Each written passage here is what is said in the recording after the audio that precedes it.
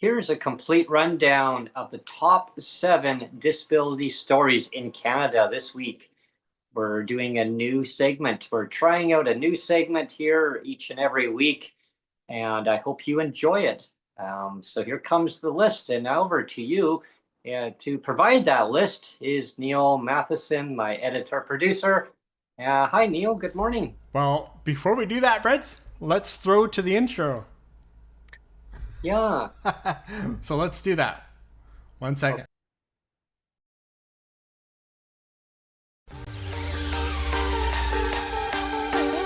PWD Allies, the best disability podcast in Canada.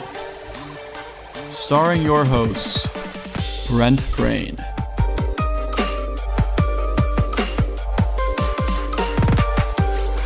And as always, his producer and editor, Neil Matheson.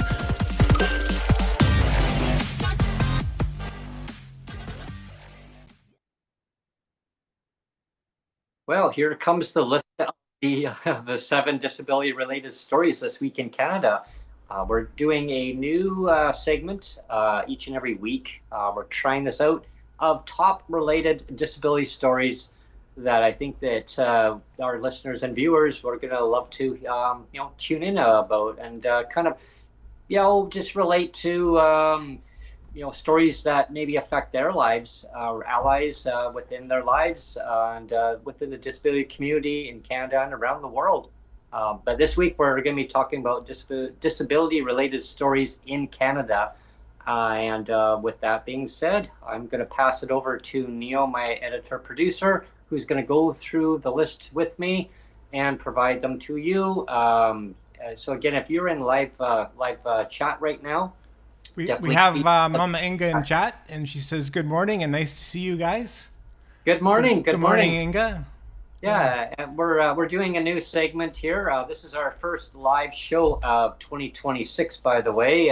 And just so before we get rolling here, just so people realize, like, as your producer, I always want to try new formats, new things to see how we can make the show better. So I deliberately wanted to do about 7 or 8 shows where we do the cut down thing where it's really highly edited, just to see, because we already do the edited things for your Breaking with Brents and your travel segments. So those are really highly edited things.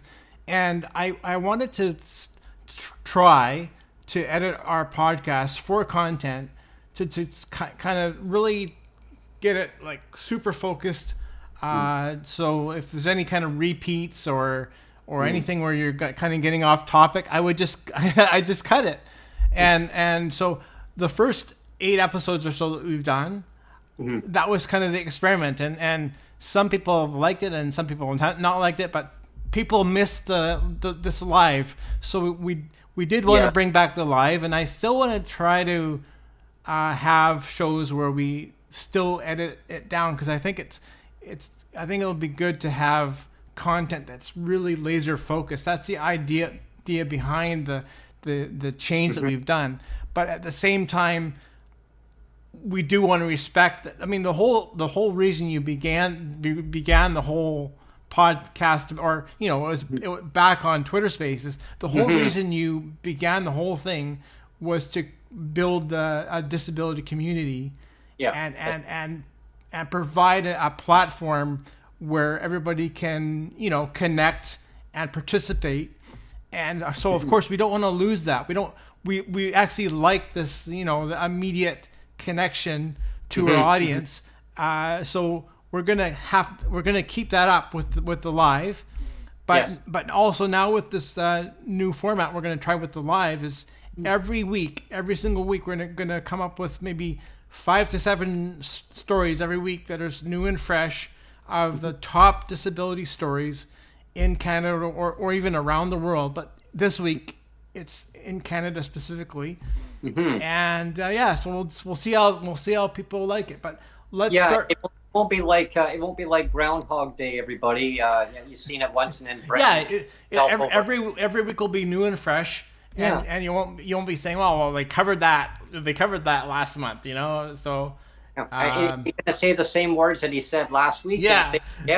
So yeah, that's just so this will be good. So let's go with the first topic. I'll bring up the headline here. The first headline, the big top story is Prime Minister Mark Carney introduced his grocery rebate through the GST tax credit, right? Right. He's doing this grocery rebate, or this affordability rebate, or however he calls it. So I'm sure everybody's heard about that. So if we have more than Mama Inga in the chat, people can pipe in about that.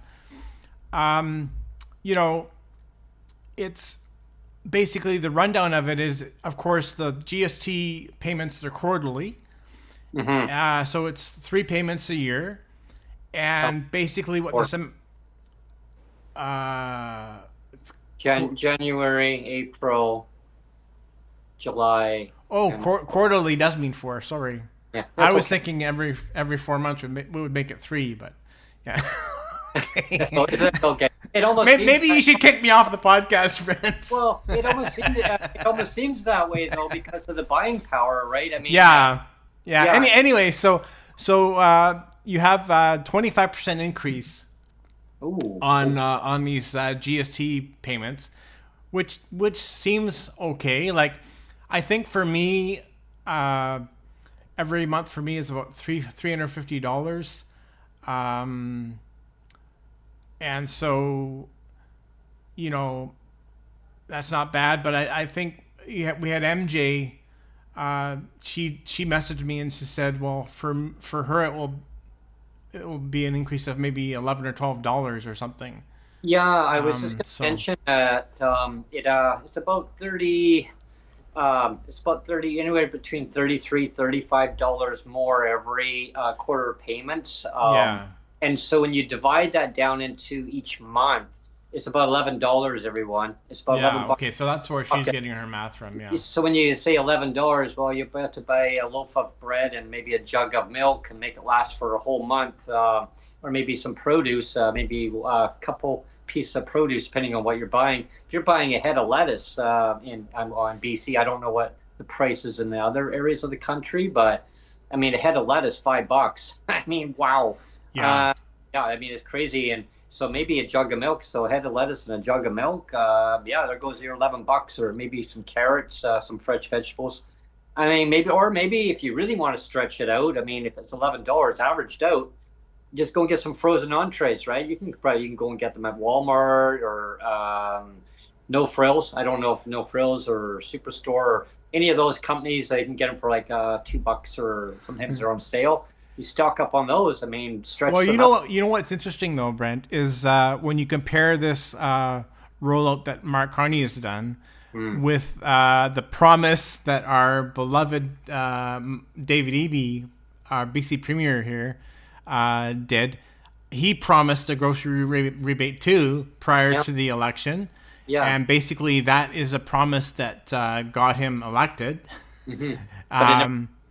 So I have to believe that he never intended to do it. It was just a pie in the sky promise to get him elected. Anyway, his promise was $1,000 rebate, which per household, which would work out to about $80 a month.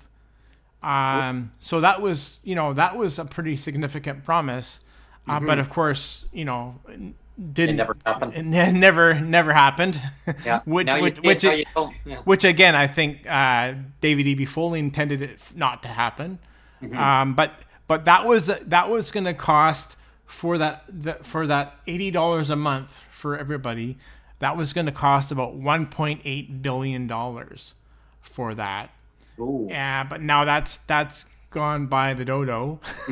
And it's interesting. I just saw a article posted by our friend and ally, Rob Shaw.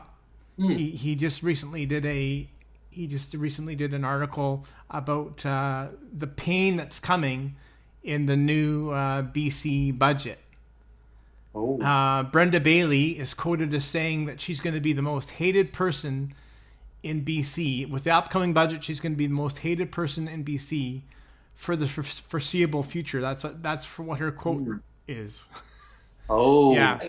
So she's preparing everybody for a world of hurt coming up in the next budget. Yeah. Well, that's that's going to be very interesting. And before we go on to the next topic, I want to quickly dive into regarding the GST quarterly payments. So it'll be 25. My understanding after reading the headlines and diving into some of the press releases regarding that, there's going to be a one-time top-up of 50%. 50%, yeah. I forgot to mention that. Yeah. And then that will be in June, everybody. But after that, it's going to be 25% going forward for the next 5 years. So again, people probably think, well, that's great. I mean, it's going to help a little bit. And yes, I mean, yeah, I'll be honest. Yes, it will help a little tiny bit, but not much with the cost of living, with the cost of groceries, food affordability. A lot of the critics will call it a crisis. I call it a state of emergency. Like, we'll call it a spade, right? Because when there's a major crisis going on, what do? You to take care of your citizens before it becomes to that state of emergency, right? So quarterly payments, a small little tiny sliver of that amount. How about eliminating the GST completely? Well, would be one of the solutions on it, but that would help everybody on your goods and services, like your home services. You're not going to be paying tax on that. The federal government gets a lot of revenue from a lot of other sources, and that would be more affordable, but at the same time, kind of cracking down on bringing out quarterly payments like that. It's going to basically increase the inflationary cost of the goods and services that they say they want to make more affordable. They're actually, what's going to happen is they're going to make it unaffordable, because what happened when the federal government came out with that GST holiday. Everybody remember that one? That was back in 2024 to 2025. I almost forgot about that one. Yeah. Well, when they came out with that, that really didn't do too well for the food. You know what I wanted to talk about, though, Brent, just briefly before we go on to the next one, is that our friend MJ, she's the one that I was talking to about this whole grocery rebate thing. She was saying it's going to save her maybe $11 or so. Yeah. But the other thing that she was saying is that, the thing about this grocery rebate, and the thing that was the same thing with David Eby, is that they were targeting. They were saying this is something for everybody. Like they're trying to appeal to the masses, right? And MJ's thing is like you're still ignoring legislated poverty. Yeah. For the most vulnerable population in provinces like here in BC, but all across all Canada, it's legislated poverty, right? So it's like you really need to start targeting things better, I think, because of course the CDB, it was going to be sent out to everybody. Like every Canadian was going to get this thing. It was going to be maybe $600. That's what people thought. And then it's like historical. Yeah. And now it's $200, and it's gone out to maybe 5%, And so again, with this grocery rebate, you have this grocery rebate that's gonna get out to everybody, but then it's still ignoring the real crucial people that are affected, people with disabilities living in legislative poverty. Oh, absolutely. And the government's not diving into the core of the problem. Is where is the CDB that was promised? Yeah. I mean, many years ago, right? But it's a splashy announcement. It's a more of a look at what we're doing. And I'm sure most Canadians. I mean, that would receive this new quarterly payments or a top up. I mean, sure. I mean, it's like a little, few peanuts here and there, a splash in the bank account. But is that really going to lift people out of legislative poverty? Yeah. No. And the comment from Mama Inga was that it makes us feel unwanted over and over and over again. Exactly. And it's more of those PR announcements, Inga. It's and everybody listening. I mean, like I say again, I mean, sure, grateful, but it's not going to solve the core problem. The problem is that lifting people up to no less than poverty level financial support, up to either MBM or the LICO formula. I still think the LICO formula is the best solution. The federal and provincial governments want to go with MBM because it's the lesser amount. Look at the GST announcement. Let's go with the lesser amount, the least amount, 25% top up. It's more of a catchphrase, right? But getting back to MJ again, I just wanted to make one final comment because she's really passionate about this. She wants anybody here in BC and across Canada, like everybody. She wants everybody to start picking up the baton. Mm-hmm. And to start writing letters and emails to ombudsman offices, like here in BC, we have the BC ombudsperson office. Oh yes. And she wants to see a complaint filed for legislative poverty. So, I haven't done one for legislative poverty, but my last one that I filed was for my clawback of my pension. I filed that back on January 1st of 2025. So over a year ago now, and it's still active. They're still looking at it. So over a year later, they're still looking at it, and they said, be patient with it. So they do take a while. But it is worth it because I have been following what they've been doing lately at the Ombudsman office, and you can see over there they're starting to focus more and more on disability issues. They actually are. Like I'm watching them very carefully, and you can see them picking up more of the disability file cases. Good. Which is great. Yeah. So MJ says, this is from MJ. She says she wants everybody to kind of pick up the baton and start filing complaints to your ombudsman office, whether it's here in BC or any province in Canada. Start doing that. Because, like I said, I've noticed it myself.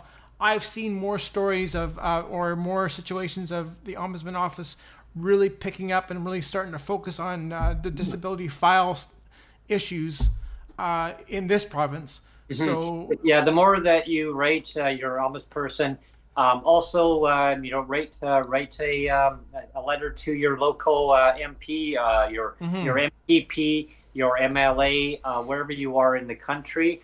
And if you find it better just to type it out or handwrite it, handwrite it. Geez, I haven't written all those handwriting or writing it.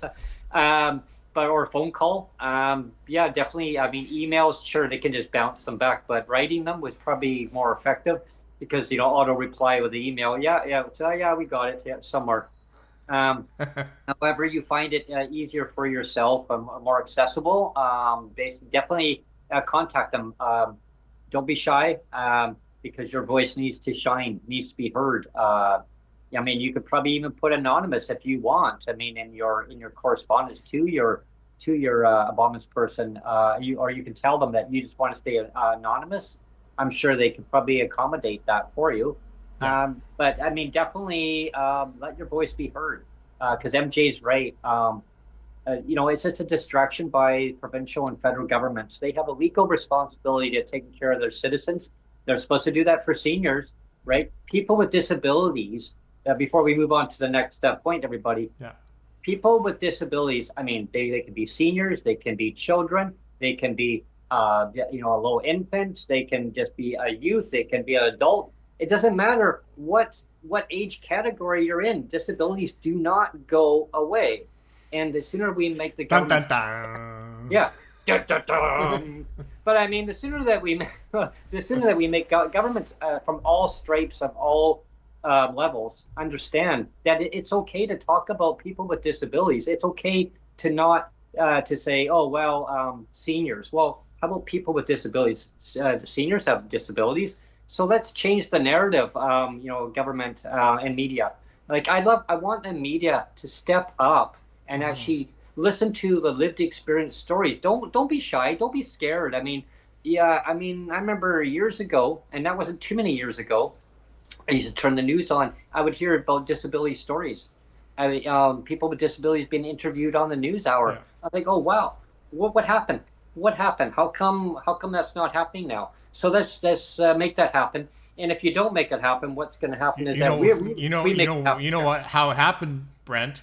Is David Eby had everybody sign NDAs, non-disclosure agreements. Oh, yes. They don't want to talk about it. So when the reporter goes to them, they can't talk about nothing. They put on a smile face. Everything's fine. That's what he did with all his cabinet. He had them all sign an NDA, non-disclosure agreement. So and he paid them all off, like, what was it, $60,000 minimum pay raises. Right, in BC. That's right, too. It was basically hush money, like, I'm gonna pay you this hush money, and then you're all gonna sign NDAs. Yeah, and you're all gonna say you love me. Yeah, 42. Was it 42 or 43 MLAs? I mean, wow. Yeah, there's quite. Anyway, a few. I mean that's a whole other podcast, right? Let's go on to the next topic here. So the next topic is the Air Canada accessibility failure. So it's Air Canada is in the news again. Oh yes. And Air Canada has been in the news the past a while for quite often for things like broken wheelchairs in transit when they put the wheelchairs under in the belly of the plane. The wheelchairs come out broken and things. Oh, wow. And so on this story we're gonna travel all the way to Montreal for this story. So. This is Montreal. There's a boy. His name is Sammy Caballero, and it's an issue of failure to accommodate. So it took 2 weeks for Air Canada to return a call about booking an accessible flight for this Sammy Caballero. Now, the reason why they're booking a flight is because he's in a wheelchair. He's in a motorized wheelchair, and he needs to be carried to his seat. Right. Right. So it has to be done as an accessible flight. So it took 2 weeks for Air Canada to even return a call about that. Wow. and then the mother was told that she needs to book a reference number. She needs to book with a reference number. So after all that wait, she was then told to no, you have to get a particular reference number for it. Mm-hmm. And then she found out there was no direct flight offered.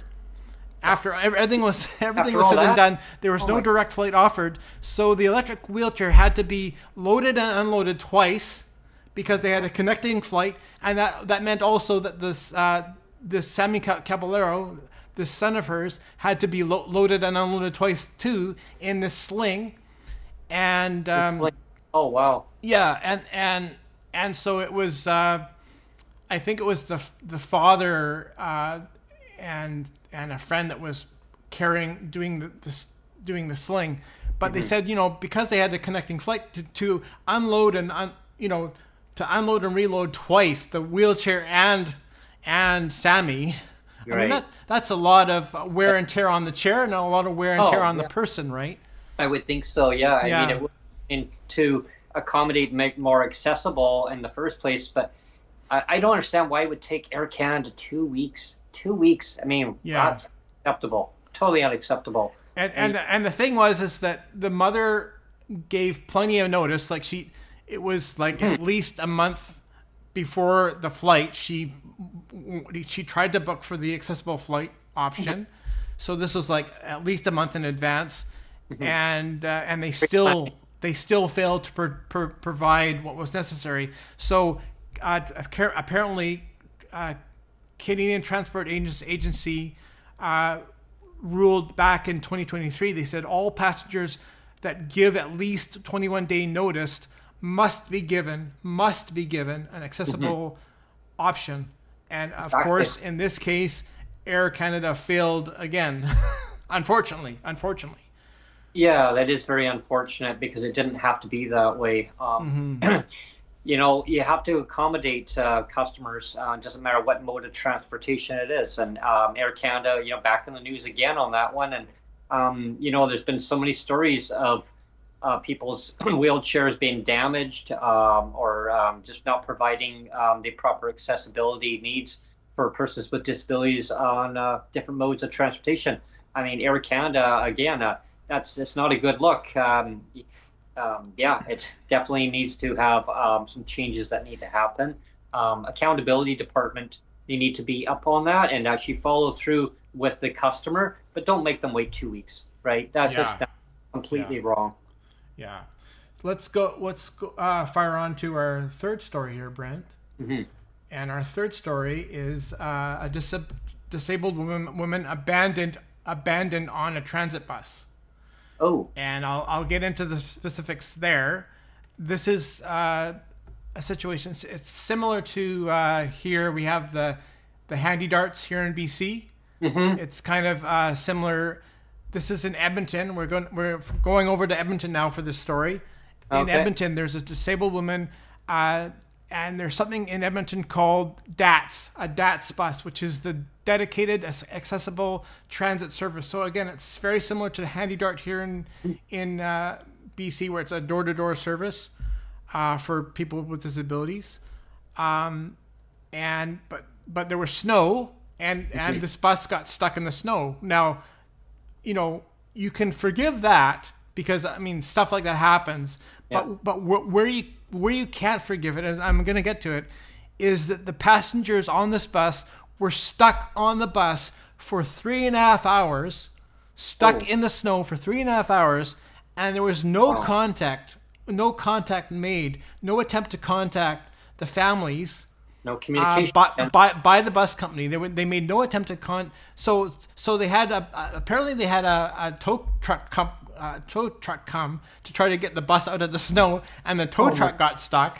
Oh no! So they did get it. They did make an attempt to get the bus unstuck, but now the tow truck's unstuck, stuck too. But again, the big miss here is that the company, the transit company, made no attempt to contact the families and say, hey, by the way, we have a bus stuck.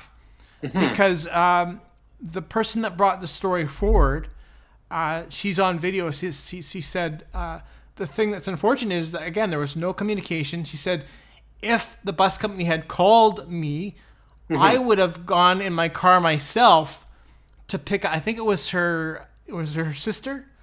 I think. Oh yeah. And she says I would have gone and picked up my sister by myself in my own car. But instead, like, I was left in the dark. I had no idea.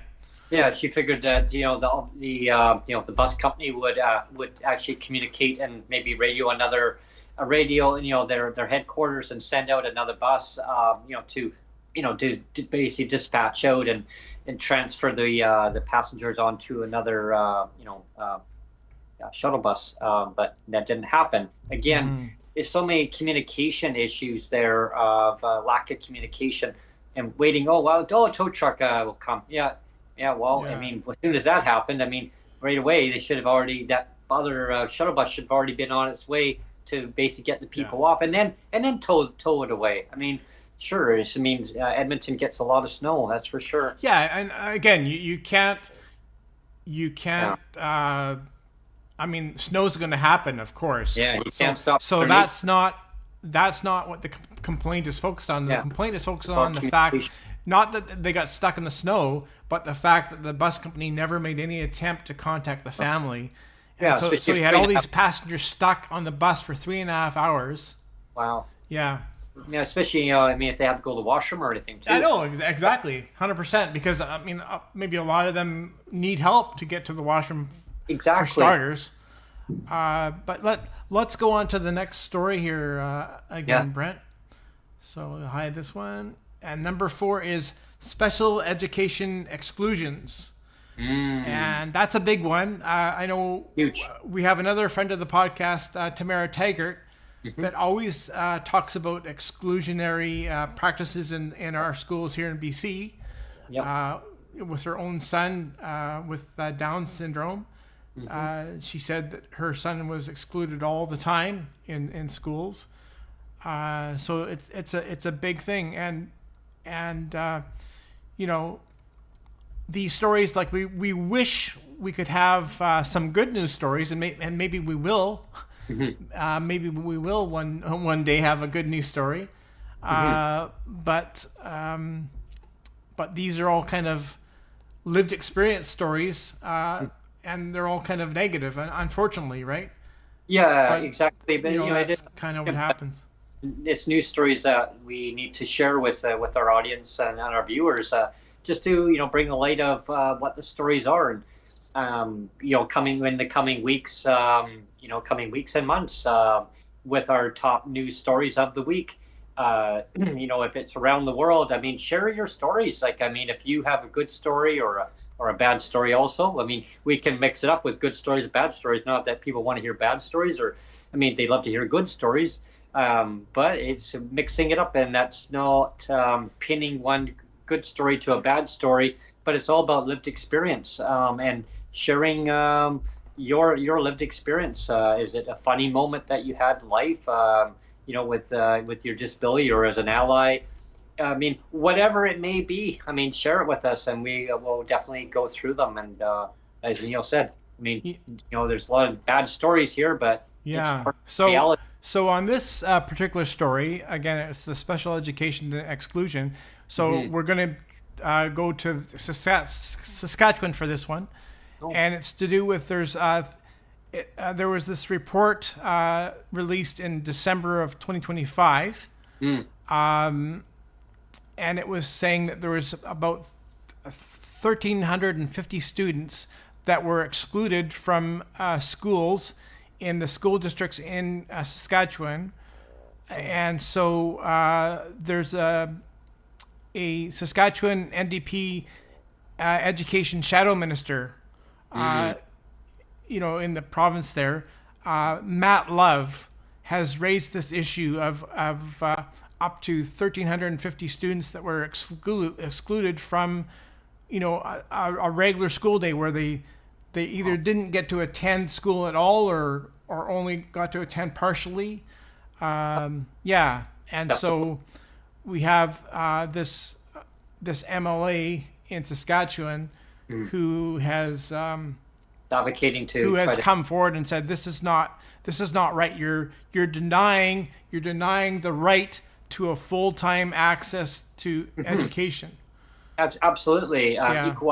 Equal access to education. I mean, excluding adults or young children, youth, adults, I mean, from education, is totally unacceptable for excluding them from participating in society, in our education system.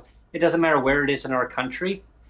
Again, it's one of those no good scenarios where there's not a very good outcome that comes out of it, because really all it does is just puts egg in the face of the governments across our country.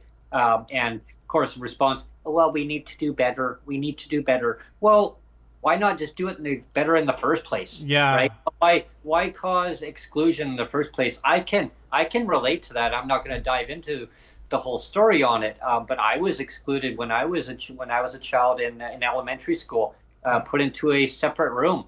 Why? Oh, because Brent has trouble seeing small print, and it's taking him too long. So this way he'll learn better in a separate room. And I overheard some of that conversation, and I spoke up. Everybody, I said, I want to be part of my classmates. Well, it's better because they might tease you, Brent, because of you're wearing glasses, and your glasses are very thick, and we don't want you to do name calling us. That's okay. That's just part of who I am. I said, I haven't had any kids in my class that will name call me. And it was all about them trying to seclude me away from it. And I wouldn't put up with it. I took a stand then, and I take a stand now. And I say that we need to now learn going forward as society and hold our government officials to account.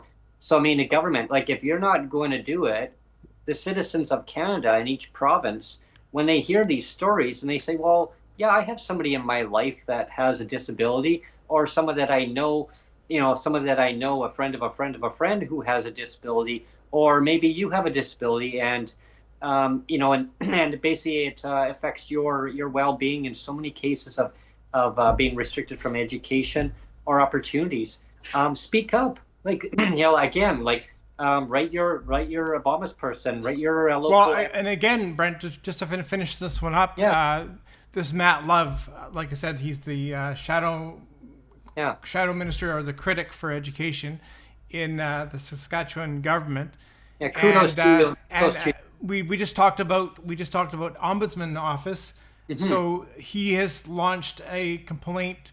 He has filed the complaint to the ombudsman office in Saskatchewan. So mm-hmm. Here again, we're talking about ombudsman person offices, and this is what's happening in Saskatchewan. Is you have an MLA? Do they call them MLAs in Saskatchewan? I think so. I'm not sure though. I'm pretty sure too, but if we're wrong, if we're wrong, sorry, but they call them MLAs here in BC, so I think they call them MLAs in Saskatchewan too. Anyway, so you have this MLA Matt Love who has filed with the ombudsman office there. So we hope good things happen there. Absolutely, Neil. And again, like it shouldn't even have to be a discussion or somebody to have to file, a complaint to the ombudsperson that anyone in the education system has been excluded. I mean, accept people for who they are. Don't exclude them. Like, don't tuck them away out of society. And I think it's a systemic problem. Actually, more than I don't think it is a systemic problem that we have in our society. And it's about having citizens across Canada to speak up and let the politicians from every stripe know that no, it's not okay. Here's a challenge before we move on to number 5. Yeah. So for the politicians in your platforms, it doesn't matter which political party that you are in, if you're running in an election that's coming up in the near future, if there is going to be one, who knows? I don't know. If you're in a civic election, listen to who's at your door. Like, say, what matters to you? Is it people with disabilities? But if you're running as a provincial or federal politician, put it in your platform. Include people with disabilities at no less than poverty level financial support. I bet I'm going to challenge each and every one of you. Put it in your platform and then see how many people vote for you, right? Here's a challenge. I bet none of you will do that, will you? Well, we'll see. Prove me wrong. Prove me wrong on that. Prove me wrong. Because I bet that if you do that, you're going to change the whole outlook on how people are going to perceive our beautiful country. We can turn things around, right? But at the same time, it's about respecting citizens. Like, start treating people with the proper dignity and respect. Bring our rates up to a level where you can buy your basics, but when you have a disability, your expenses are much higher. Yeah. Your cost of living is higher. Well, our last episode was about the CRIP tax, right? Exactly. Yeah. Exactly. So anyone who is interested in that, tune into our last episode about CRIP tax, and we dived into a lot of this stuff. But again, the education system, though, it's so important to not exclude people. But I mean, that is a challenge, though, for the politicians. I want you to put that in your platform too. Is that about the education system, that we're going to be making sure that all students are not excluded in private rooms in schools, or pulled away, or telling them to stay home because, we don't want to upset other children in our classrooms. Yeah. All inclusive, everybody. All inclusive. Yeah. So let's go on to the next story here, Brent. Number 5. Number 5 is the 20-year wait list for supportive housing. We know something about that here in BC. There's a huge wait list for housing. Oh my gosh. One of our participants that we have, and one of our guests that we have on every so often, who dives into our live chat, can relate to that. he was on a waiting list for 14 years. 14 years to get into subsidized housing. Now he's been in housing for years now, but 14 years now, I hear it's closer to 20 years now. Imagine you become homeless, and there's no priority of saying, okay, well, you have such and such a medical condition, you're going to get jumped up on the list. No, like, there's a long waiting list. There's not enough subsidized housing that's being built in British Columbia or any province across Canada, matter of fact. Well, this story here, Brent, I pulled this headline. It's from Oakville, Ontario. There's a 39-year-old woman in Oakville, Ontario. She has developmental disability, and she has been waiting for supportive housing since she graduated high school. So since she was 18 years old, she's now 39 years old. She has been waiting for over 20 years for some supportive housing. It kind of goes with what I just mentioned. And to give more surrounding context about the story, the mom, she's been a widower for the last 5 years, which, I mean, even after 5 years, I mean, I can tell you I've been a widow for over 12, like almost 13. And, even 5 years removed or 13 years removed, that doesn't matter. It's still a significant loss. And anyway, so this mom, she's a widower for 5 years, and she is the primary caregiver for her daughter. She's always been the primary caregiver for her daughter. This woman's getting old. This mother's getting old now, and that is why she tried to get her into supportive housing 20 years ago. Right. Is to allow for that transition in time when maybe that mother's not going to be around, or maybe not necessarily not around, but not physically able to care for her herself. Because of her aged body, right? And so, the mom was saying, like, the feedback that she's getting, and we get the same feedback here in BC, is that she was told that the only way you get housing placements is if you're in crisis. Yeah. If you are in complete crisis, you may be able to get a house or a home. Yeah, you may, exactly. That's the key word. You may be able to get a housing, a home if you're But she says there's chronic underfunding by the provincial government there in Ontario. And so it's a really sad thing where you have this mother that's the primary caregiver, and we don't say that enough on the podcast, I don't think, is there's so many situations where families are taking the brunt. And I mean, not to say that families don't want to do it, because of course most families want to do it in the sense that they want to care for their family. I mean, not necessarily that they want to be the full-time caregiver, but that they of course families usually want to take care of their own families.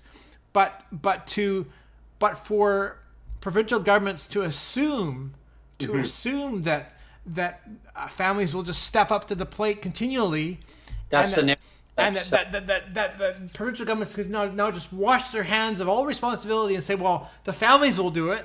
The families will do it. We don't have to do it. We don't have to do anything. It's the families that will take on the whole burden themselves. Well, there's always that narrative that's out there of I think our current minister for MSDPR said on a talk show program, I think it was with CBC with Gloria, and just recently was saying, well, there's a narrative of the perception that society has that parents, that families will take care of disabled people, that they live at home with their parents, or they live in subsidized housing. No, there was at least 74% of disabled people live and pay market rent. They don't live at home with their parents. I mean, there's only 26% of PWD in BC of the one stats that we have. That stats, I think, is even changing even shrinking, not in a good way, meaning that there's more PWD living in market housing than there are in subsidized housing because the stock is disappearing. There's not enough housing getting built for subsidized housing, and then even if it is, like you mentioned, Neil, you have to be in a crisis situation and no other options. Like you can't. There's nowhere you can go. You can't go and live at your parents'. Maybe you don't have parents any longer. I mean, like I have relatives. I don't have parents anymore. I have relatives. But at the same time, there's no option. What am I do if I become homeless where the government decides that they're not going to, they choose not to, everybody. I'll just call a spade a spade. The government chooses not to raise disability rates. Mm-hmm. I don't know why. They don't like disabled people, I guess. I mean, they say, oh, wow, because they don't pay into society. Well, yeah, people pay. Well, and it doesn't affect them either. It doesn't affect them. It doesn't affect the politicians, so they could care less, right? Exactly. They live in a bubble, right? And until they live the life of a person with disabilities, I think the narrative would change. Maybe they might look at it in a different outlet. Outlet, all right. But the fact is that it's about respecting people with disabilities, giving them the proper supports, the proper housing that they need, accessible housing, the income, guaranteed income, model it after the seniors, and also increase seniors' income. I mean, it's pathetic that seniors' incomes are not even up there to allow them to stay in their own home. They have to go into like a care home or a subsidized housing. They can still live in their housing, but they have to get subsidized housing. They can't pay that market rent. Well, why don't PWD have that same extension? Because we're talking about subsidized housing. So again, why the government's not give PWD the same criteria as seniors?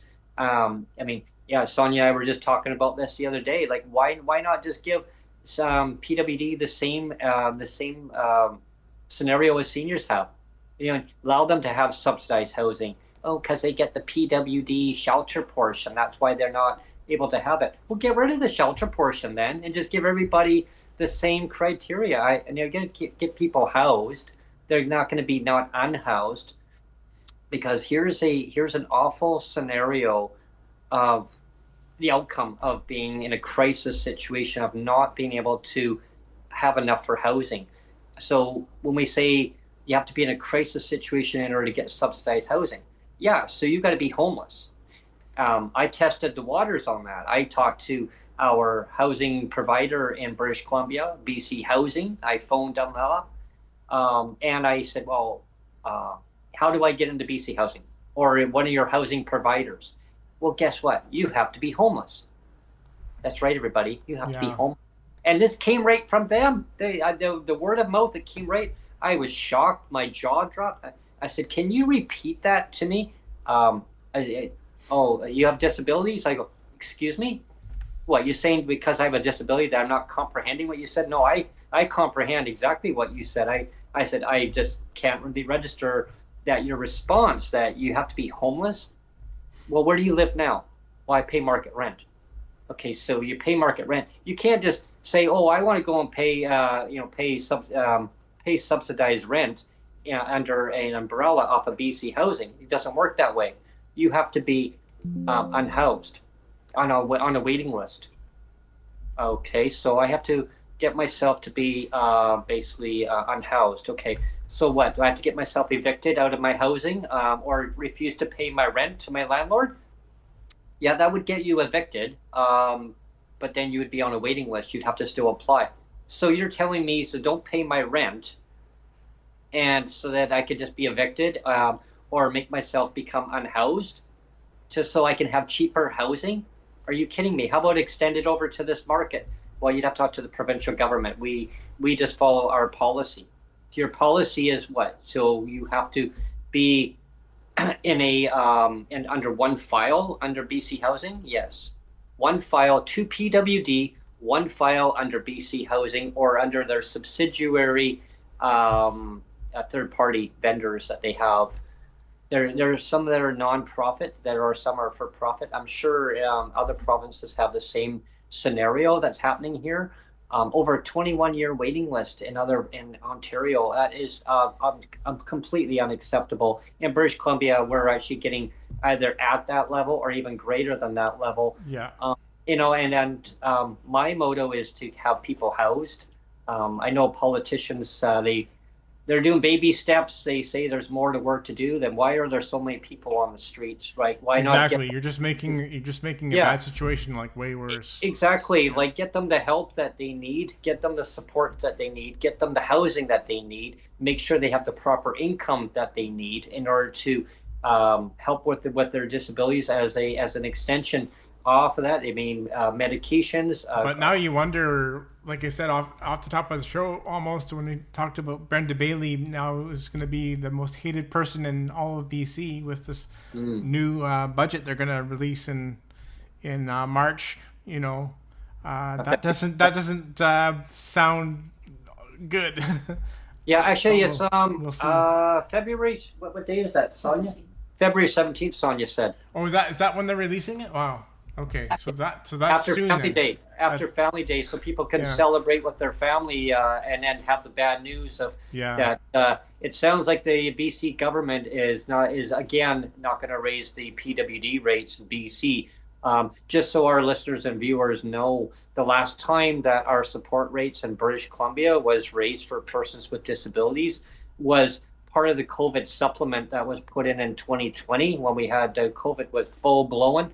BC had introduced a COVID supplement for persons with disabilities, people on income assistance, and seniors. They had distributed out it was a trial basis at first, just to see how it was going to work. And all due respect to the former minister when he was in charge of the ministry, Shane Simpson, Honorable Shane Simpson at the time, and he wanted to make sure that it was going to continue to help people, and I know that he wanted to see that it was going to go well for people, and he saw that the program was working really well, and he advocated. And then it was that. Now that it was working, they just ended it. It was working well, and we as advocates found out, and with lived experience, after talking to several news media at the time, where they were buzzing all over us, at the time, and our listeners and viewers. Every time I turned around, there was a newspaper, news station, and they were just, can I interview? Yeah, sure. And they said, what would happen if, at first, what would happen if the government put this in place? Oh, it'd be amazing. It would change our lives. We could buy healthy food. We could go and move into a better living environment that didn't have mold and mildew, mold and bugs and people that were doing their drugs underneath us. Like, we lived in a place and they were doing their drugs underneath us. They were doing another unit that was kind of kitty corner down from the other unit, and it was all floating up. It was all around us. It got into our refrigerator, everybody. It was disgusting. It was terrible. Like, we had to keep throwing stuff out. We looked around. We couldn't find anywhere to move to. We were in a lease agreement at the time. It was not good. Imagine breaking that lease, right? So we were right in the middle of COVID, and so we couldn't move, but we still looked around. We couldn't find anywhere. So long story short, not going to kind of railroad the topic off here, but it is related to kind of like accessible housing, because, like, again, I phoned up at that time. I phoned up BC Housing, and I said, well, how would we look at getting into something like that? Oh, there's a long waiting list. You're market housing, so you're good, you're housed. I said, it's not a good housing environment. We got mold. Yeah, it's not a health issue. Okay, so you can talk to Minister of Health or you can go to, if you're feeling any symptoms, go to the emergency. They can treat you. But yeah, again, you're housed. So wow, I'm just wow, what is going on here? Like, spin, right? Yeah. It's like deflect. So anyway, so the COVID supplement, when it was out, it was great because we were able to buy more healthy food, replenish our stuff that we had to keep throwing out. We had to keep buying it as we needed it for that day. We knew that, maybe some things we could probably have in a container. It's not going to leach in it. Thing. But anyway, so wasting product, right? Fast forward over time, the government got rid of it. But they got rid of some of it, but they kept it in place, 175 of it. So in the BC budget, they ran with that 175. It was a rate increase of 175 to your support. And then 2 years later, to the shelter, they gave back part of that $300. They gave back 125 2 years later in 2023. No increase since. So with supports, that was in 2021. So if there's no increase in this year's budget in 2026, that'll be 5 years. So people probably ask, or on the podcast here, or listeners and viewers, and anyone tuning in later on, they're probably going to say, well, when was the actual last increase then, besides the COVID supplement? That was in 2019, everybody, $50. $50, right? So with the government saying, oh, well, we've raised the rates 5 times since we formed government. Well, with going so many years with not raising the rates, how is that any better?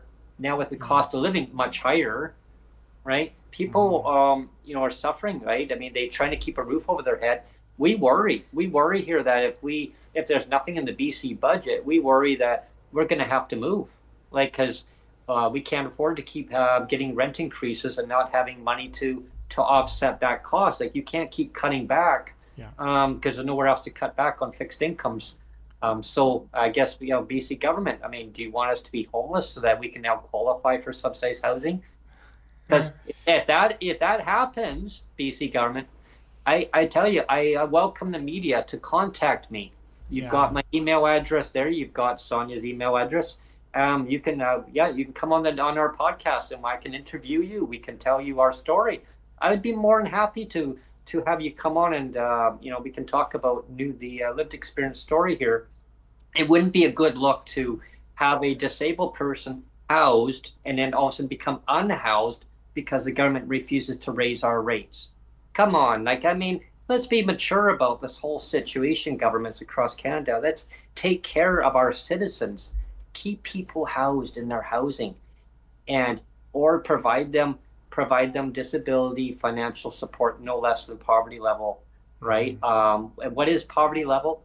It's the basic standard that the federal government set in place when we had COVID, like when COVID was in full blown, right?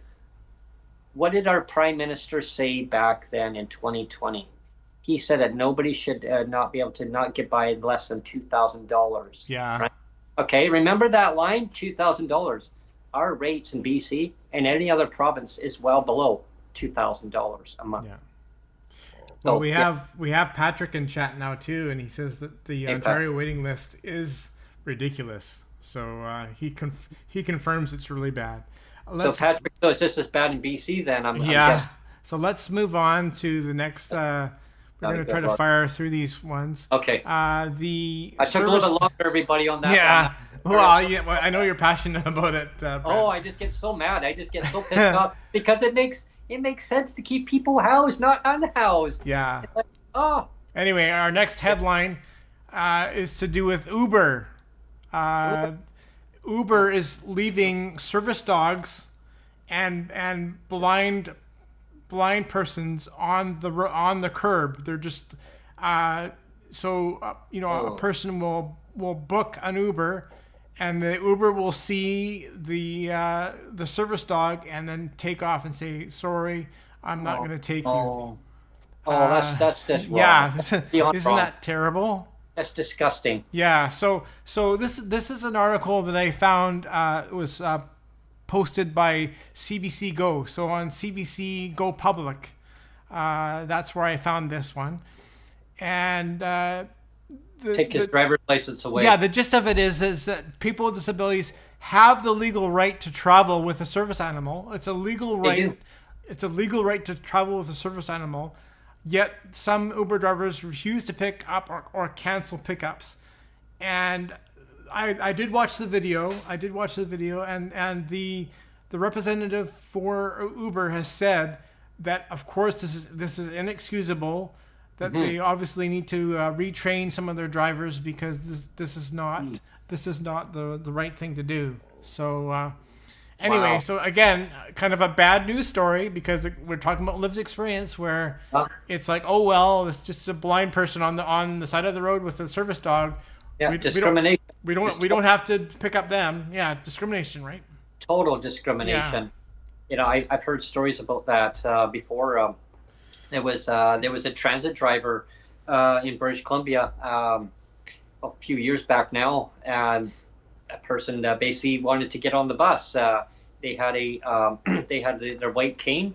They got on, and but they had one of the shopping carts. They were trying to get onto the bus. Same thing. The bus driver refused to lower down the ramp, and they can lower down the ramp so you can get on, to make it more accessible for the person to get on. Nope, refused to do that. And they said, "Oh, just use your arms to lever yourself up on the low. They got little bars on each side of the door. Mm-hmm. Yeah. So hoist yourself up there." And said, "Well, can you lower the ramp down to make it more accessible for me to get on?" Mm-hmm. Okay, well, hurry up. We got a busload of passengers. I got a route to do.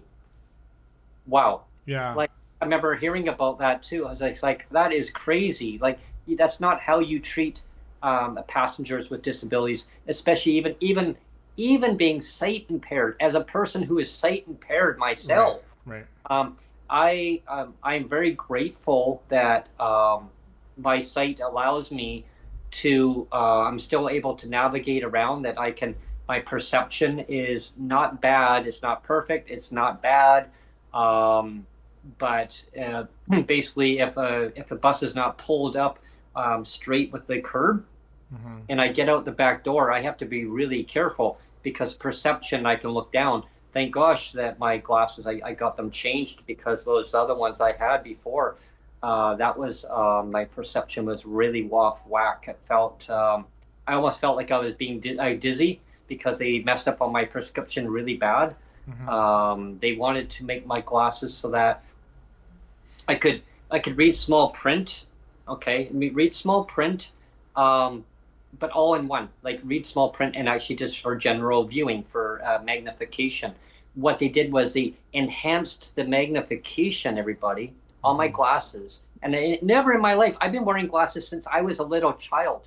Never have I ever had glasses where I wore them. I'm like, whoa, like, what's going on? The magnification was so intense that everywhere I would look, objects are closer than they appear, kind of thing. Yeah, it was. Yeah. And it threw it right off. Mm-hmm. And so I can understand when people get very upset when for accessibility wise, of the bus not being pulled up close up to the curb, or not lowering a ramp down.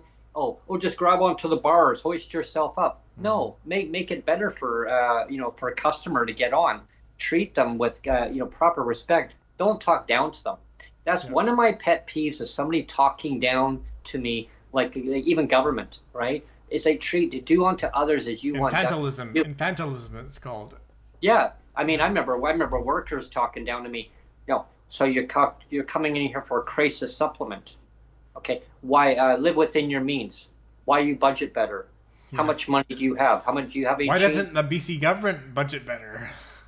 Oh. Well, they're the one that's blown through like billions and billions and billions of dollars. Well, yeah, they had a $6 billion surplus, Neil. Everybody, they turned it into a $13.9 billion. Yeah, now it's $14 billion. So $14 billion. So they've blown through $20 billion in 2 years. Oh, but that's quite the accomplishment, yeah. Yeah, but that's the operating budget. Then they got the actual other budget. They have two budgets. They got the operating budget. Then they got another one for services of like bridges, roads repairs. Right. That's their other, what's the other budget called? But anyway, it's for infrastructure, like infrastructure budget. Yeah. Okay, so it was at $89 billion when Mr. Horgan was in power, when he was the premier. When it was handed over to David Eby, the premier, it's now projected that budget from $89 billion is now projected to go up to $212 billion. That's crazy. Within 3 years. And they haven't really even delivered anything for that money. No, and that's the not even an increase in PWD rates even out of they say the $89 billion up to $212 billion. Or that's the infrastructure budget or the operating budget. Like you could understand it a little bit if things were actually markedly better. I but mean, if things are actually like so much worse. well, and it's like, how do you piss through like $150 billion or whatever, what's what I mean, and have things get so much worse? Yeah, there's nothing to show for it. Like one of my neighbors, we were talking about advocacy because he says, I watch your podcast all the time. He said, you guys do a bang up job. And I said, yeah, sometimes I ramble on too much. And he goes, Brent, that's just your nature. It's like today. Yeah, and people understand that. But they enjoy your stories. He says, I enjoy listening to your story and all your stories. But the fact is that my neighbor was asking questions like about why the BC government or in any government in Canada, why they're not treating people with respect. He says, where I come from, he says they treat people with respect. Like, sure, I mean, cost of living goes, is high. I mean, in a lot of places, but he says it's not a good look where Canada has the most the most unaffordable food inflation in the G7 countries. It's not a good look. And so when that happens, he says, why is the BC government, he says, since we're in BC, he says, why have they not increased our rates? Like he says, why are they being so stubborn? I said, because it's a political policy decision that the government chooses not to do. Yeah. And he says, well, someone's got to stop drinking so much Kool-Aid. He said they got to stop drinking so much Kool-Aid, everybody. Yeah. And he said the Kool-Aid, I think it needs to be changed up. Pink unicorn Kool-Aid, Brent. Yeah, exactly. I mean, there's different flavors of pink unicorn. But, the fact is that it's not a good look when you got people in your community that are now saying to the government, why are you not doing the right thing? Like, why are you finding every excuse not to, raise the rates? They said they're behaving. The one lady says to me, they're behaving like the previous, way back when the Liberal government did. And I said, yeah, it's not a good look, is it? Yeah. I said, I don't like to do the blame game. I don't, I know the NDP or the Liberals or whoever, they'll blame each other. I always say, you know what? Whoever's in government has to be accountable. They don't keep blaming a previous administration from many years ago for problems now. Like, who's in government? Who's going to fix the policy? And that goes with every premier across the country.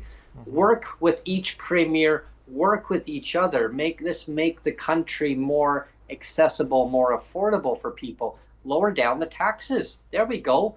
Make it more affordable. Don't keep generating out more GST credits, because all you're going to do is just jack up the price for food and make food inflation go higher. I mean, that's what we found out at the beginning of the show here. I talked about the food inflation, right? I said, well, what happened with that GST holiday? Prices went up. Follow the food professor along that, by the way, if you want to keep up with that on social media. He's a very knowledgeable guy. Some people mock him and say, he's just he's blowing smoke out of his ass or something, you know what I mean?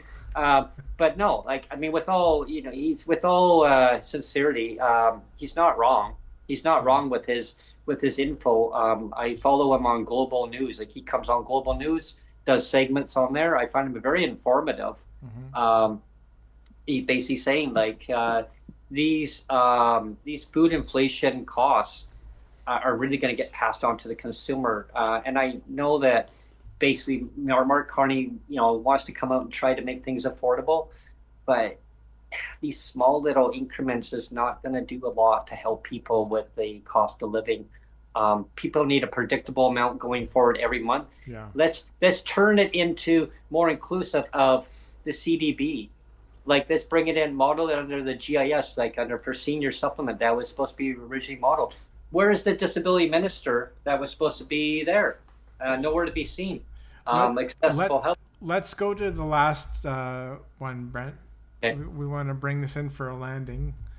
The last one, we're sticking right here to Vancouver. Mm-hmm. There's a man in a wheelchair here in Vancouver that can't attend Canucks hockey games because all of the accessible seating in the arena is taken up by people that are able-bodied. They're just sitting in the seats. In the seats so that nobody in a wheelchair can use the seats. So that's a pretty minor one. I mean, it's a small one to end off on, but right, but it's still it is kind of annoying that yeah. Because the thing about this story is that, you know, apparently the seating is based on the honor system, and I mean, used to be the honor system used to work well, but then of course you get a whole bunch of people that cheat, and then I mean our BC transit system was all on the honor system before, and you never used to see very many people cheating. They would, you know, people were honorable and they actually would do the right thing, but nowadays the honor system doesn't work. Yeah. And people abuse the privilege, and so you have people with that are able-bodied that are taking up the seats for. Yeah, I can relate to that. Getting on a transit bus and having to hang on to the bars. They have little hoisters from the bars and the bus there on the top. They got ones where you can put your hand in there and you hold on to. Yeah. How many times that I've had to stand there and I get on the bus and there's seating that's supposed to be there for people for accessibility needs, scooters, wheelchairs, people with walkers, grocery carts. They all go into a certain area in the front of the bus. And then those seats are also designated for people with disabilities, for if they have a service dog or you're sight impaired, whatever your disability is. Like, I'm not going to exclude certain disabilities and pin other ones against other disabilities. No, I mean, everybody should have that right to those areas, because that's what they're supposed to be for. If a person decides that, you know what, I'm going to sit down in another seat because that's where they want to sit, that's fine. I mean, if that's where they want. But if somebody deliberately doesn't want to get up out of those seats and they refuse to get up, that's wrong. Like, I mean, I've got on the bus before where I'm trying to keep a balance. Like, there was like so many people on, but it's like trying to keep a balance on it, and you're trying to hold on to groceries. I've gotten up more than once for at least a couple of pregnant women. I have gotten up out of my seat because other people are just zoned out. They're not paying attention. So I'll actually be the one to get up and off my seat. Yeah. And then eventually maybe somebody will notice and go, holy crap, there's a guy on crutches that is standing up because, you know. Yeah, I had that too. Like, I sat down. There was a young lady, like 23, 24-ish, around there. I don't know exactly what her age was. I mean, I don't ask people their ages, but I mean, it was really nice. Like, she says, sir, I got on just the other couple of days ago, and she said, sir, did you want to sit down? No, I'm good. Like, I was just being polite. I said, no, I'm good. No, I mean, I noticed that you have a pass that you got on, and I said, right. I mean, that's a disability pass. Oh, okay. So I got on, and she said, no, I want you to sit down. So okay, fine. So I sat down. Thank you. That's very kind of you. And I'm looking over at some other individuals. They're like some school little punks that were just like force-assing around. And no, would they want to get up out of their seat? No, of course not, right? Yeah. Well, anyway, the person who came on with a scooter. And I hear the bus driver starts lowering the ramp down. Okay, everyone, there's somebody coming on with a scooter. And then there was a walker. There was a walker coming on right after that. Well, right away, I get up and move to another seat. There was another seat that came available. There was another, there was a couple Asians, there was a really, really nice people. I was talking to them on the bus. They were sitting about 3 seats down on the seats that are kind of parallel the other way. And they said, well, no problem. I didn't even ask. They just got up and here we have a seat. So I sat down. Sonia sat down because she was traveling along to an appointment.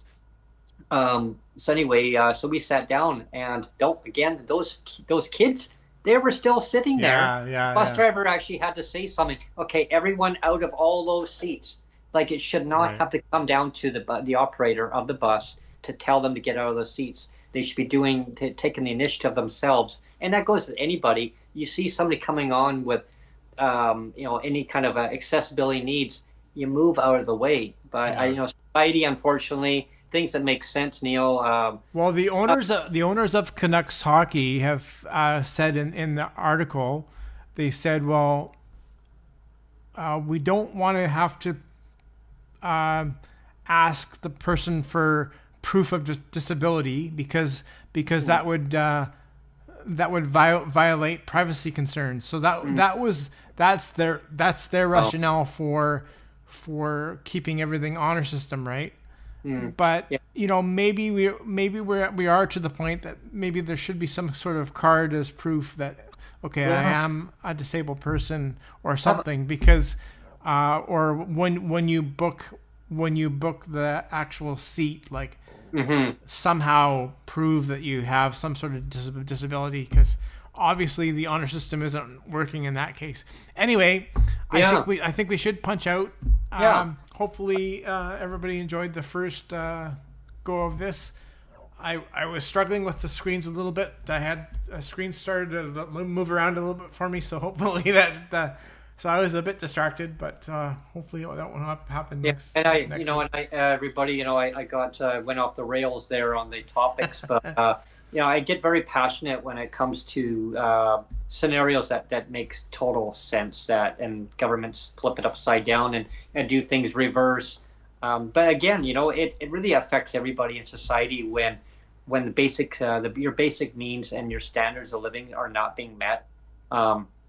I guess the moral of the story is, write your local members of parliament if you're provincial, your office on each province.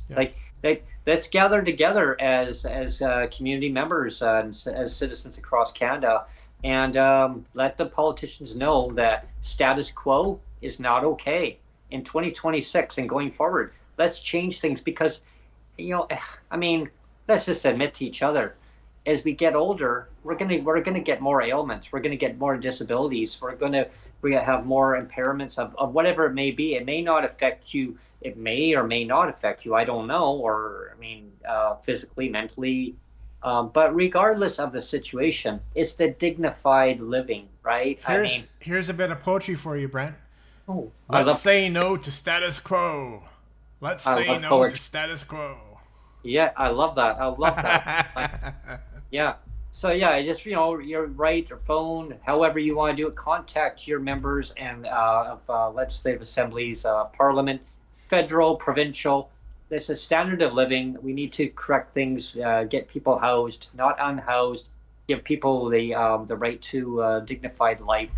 No less than poverty level financial support, whatever that may be, up to LICO. MBM, well, I guess if they have to do MBM, but I'd prefer LICO formula, and that's the standard. That's a basic standard. That's federal basic standard. That's an average standard. Now, each province and territory across Canada have different levels of disability supports. Some don't even have disability supports in their province. Unacceptable. It needs to be up to a certain standard, because your cost of living is different in each province. BC's most expensive province in the country. And the province who doesn't want to raise disability rates or income assistance rates or take care of seniors rates either. That needs to be fixed too. So much to advocate for. So if you're all on board and you agree that governments need to do better, let your voices shine. Let your voices be heard. Is it civic elections coming up, provincial, federal election, whatever it is in the near future? Put it in your platforms. Candidates, put it in your platforms. Because I know that they're picking a new leader in BC for the Conservative Party. Yeah. Put it in your platforms. I'd love to know where you stand on bringing people up to no less than poverty level financial support in BC, because we're in BC. So I want to know where you stand on that. So thank you for tuning in. Let's get people housed, and take care. Yeah. And hope you enjoyed today's show. Yeah. Okay. Bye.